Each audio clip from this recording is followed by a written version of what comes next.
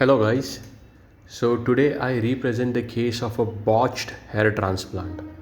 जी हाँ, hair transplant पहले करवा चुके हैं ये भाई साहब। और जैसे कि आप देख सकते हैं कि पेशेंट को जो रिज़ल्ट चाहिए था वो नहीं मिल पाया है और काफ़ी कुछ हेयर रिस्टोरेशन जो होना चाहिए था, ट्रांसप्लांट होना चाहिए था, उस तरीके का रिज़ल्ट नहीं आ पाया है। तो ठीक है, गलती सबसे होती है, ऐसी कोई not a big thing. But इसमें क्या प्रॉब्लम्स थे और हमने क्या करेक्शन किए हैं, इसके बारे में हम ये पर्टिकुलर वीडियो में बात करेंगे। जैसे कि आप अभी के पिक्चर में देख सकते हैं तो पेशेंट का डोनर एरिया काफ़ी वीक हो चुका है। ओवर हार्वेस्टिंग करने की वजह से पेशेंट को बैरली कुछ बाल पीछे बचे हैं और ये मेजर कंसर्न होता है, क्योंकि जब आपको वापस एक बार उसको पैच वर्क करना होता है या रिस्टोरेशन करना होता है तो आपको ग्राफ्ट कहाँ से लाना, ये हमेशा एक एम्बिग्यूटी रहती है, एक कंसर्न होता है। और जैसे कि आप ये पेशेंट में देख सकते हैं कि पेशेंट का डोनर एरिया काफ़ी कॉम्प्रोमाइज़ हो चुका है और उसकी वजह से पेशेंट का बियर्ड हेयर या कभी कभी चेस्ट हेयर, वैसे हमें दूसरे डोनर एरिया पे डिपेंड होना रहना पड़ता है। तो ये भी और एक एंगल था जो पेशेंट दिख रहा था। पेशेंट का सर्जरी तकरीबन 2 या 3 साल पहले हो चुका था। पेशेंट सेटिस्फाइड नहीं था तो हमने उसका रीसर्जरी प्लान किया था।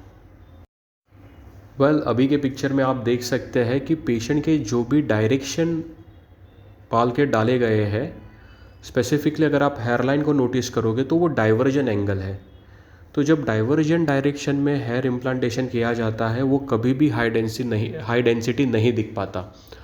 एक अच्छे ट्रांसप्लांट के लिए इम्प्लांटेशन में 4 चीज़ों का ध्यान रखना बहुत ज़रूरी है। वो 4 चीज़ें होती है angle, depth, direction and density. Density के बारे में शायद अब तो काफ़ी लोगों को मालूम है, लेकिन डायरेक्शन, एंगल, ये दो भी इक्वली इम्पॉर्टेंट होती है। तो ये पेशेंट में आप देख सकते हैं कि उसके सारे बाल जो डाले गए हैं वो सारे डाइवर्जेंट एंगल में डाले गए हैं। तो अगर नंबर ऑफ़ ग्राफ्ट अच्छे भी डाले जाते तो वो रिज़ल्ट कभी भी नहीं आ पाता जो पेशेंट एक्सपेक्ट करता है। आप पेशेंट के क्राउन एरिया में भी देख पा रहे हैं कि सारे बाल जो है वो 90 डिग्री में ऊपर की ओर पे खड़े दिख रहे हैं।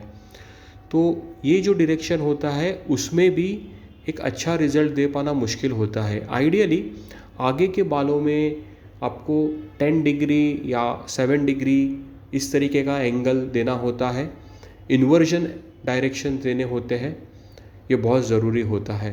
तो आप आगे की हेयरलाइन देखोगे वो आपको ट्रांसप्लांटेड दिखेगी, बीच में कुछ थोड़े बहुत बाल दिखेंगे और क्राउन एरिया में कुछ आपको सीधे खड़े हुए बाल दिखेंगे। तो इस तरीके का ये प्रॉपरली एक केस था। काफ़ी कुछ इवेल्युएशन के बाद फ़र्स्ट ऑफ ऑल हमने सोचा था कि हम पेशेंट के हेयरलाइन के सारे बाल निकाल कर उसे सही एंगल में डालेंगे। बट वो करने में हमेशा एक इश्यू ये होता है कि अगर सही एंगल में नहीं निकल पाए तो जो एग्जिस्टिंग बाल है वो भी डैमेज हो जाएंगे।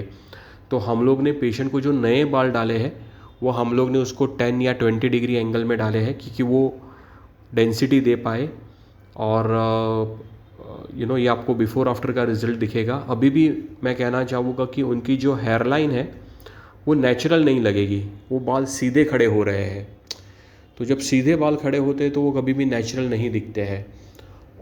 तो फिर भी क्योंकि पेशेंट का डोनर बहुत ही कॉम्प्रोमाइज़ था तो हम लोग ने डिसाइड किया कि एग्जिस्टिंग जो बाल ऑलरेडी उनको आए हैं उसे हमें छूना नहीं है, फिलिंग द ब्लैंक्स करना है और उन्हें एक नेचुरल एंगल में डालना है।